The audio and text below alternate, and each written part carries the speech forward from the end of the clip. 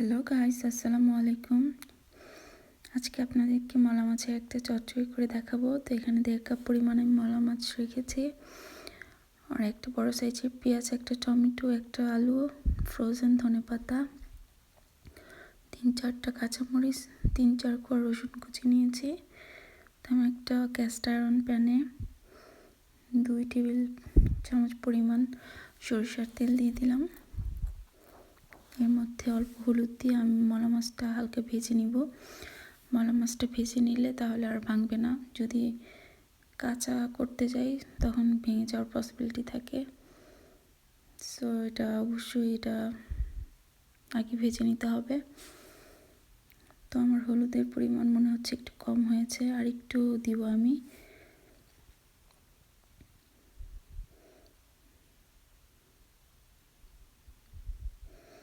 সুন্দর করে আস্তে আস্তে ভাজতে হবে, নয়তো ভেঙে যাওয়ার পসিবিলিটি থাকে।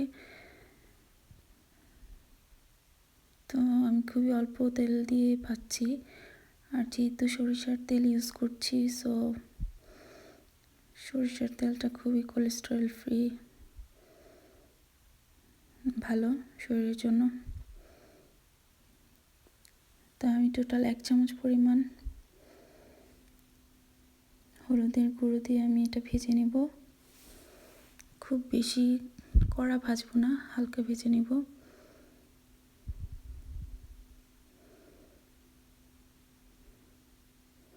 খুব কেয়ারফুলি ভাজতে হবে, নয়তো মাছটা খুব সফট ভেঙে যাওয়ার পসিবিলিটি থাকে। তো আমার ভাজাটা হয়ে গিয়েছে, এখন আমি উঠিয়ে নিব। 3-4 মিনিট পর আমি এর মধ্যে আবার 2 টেবিল চামচ পরিমাণ সরিষার তেল দিয়ে এর মধ্যে অল্প জিরে ফোড়ন দিলাম। তারপর আমি এর মধ্যে আলুটা দিয়ে দিব। আলুটা দেওয়ার পর আবার হলুদ ইউজ করব, আর 3-4 কোয়া রসুন কুচিও দিয়ে দিলাম। তারপর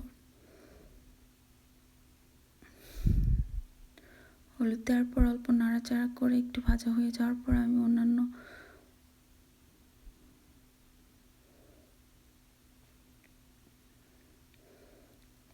কাটা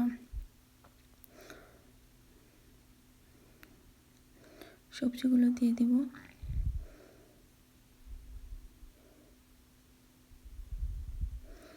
তো গাইস, আমি এখানে খুবই কম পরিমাণ ঝাল ইউজ করেছি, কেন বাচ্চাদের জন্য ঝালটা একটু কম ইউজ করলাম। আপনারা একটু বেশি করে করবেন, তাহলে আরও বেশি ভালো লাগবে, কেননা মাছের মধ্যে ঝালটা অনেক বেশি ভালো লাগে।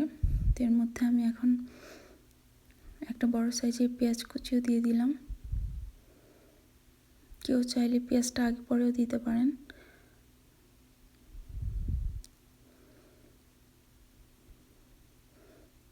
তো আমি এখানে আধা চামচের মতো মরিচের গুঁড়ো, 1 চামচের মতো জিরে গুঁড়ো, ধনে গুঁড়ো ইউজ করেছি। আমি জিরে ফোড়নটা দিয়েছি, জিরে গুঁড়ো ইউজ করিনি। এর মধ্যে একটা টমেটো কুচিও দিয়ে দিলাম।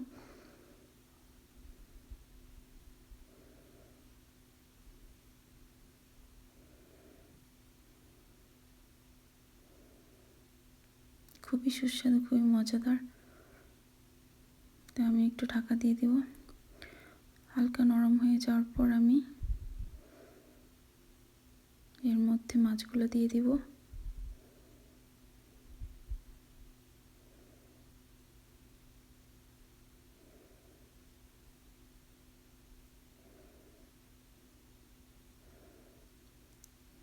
তো আমি 4-5টা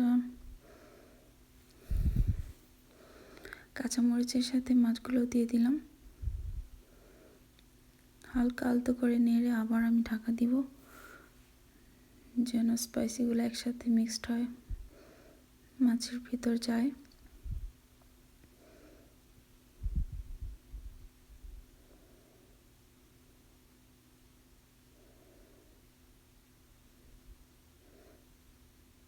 তো আমি লবণটা দিতে ভুলে গিয়েছি, তাই লাস্টে আমি 1 চামচ পরিমাণ লবণ ইউজ করেছি, কেননা টমেটো যেহেতু আছে, সো লবণটা একটু বেশি করে দিতে হবে।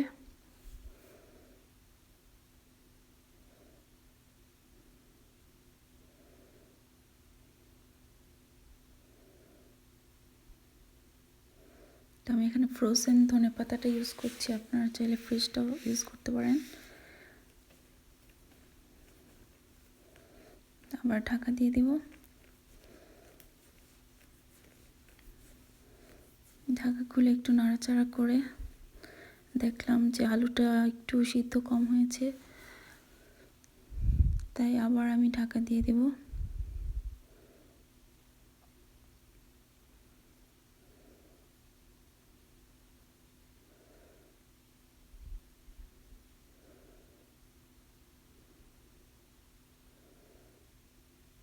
আবার 1 মিনিটের মতো, খুব বেশি না, 1 মিনিটের মতন ঢাকা দিলাম।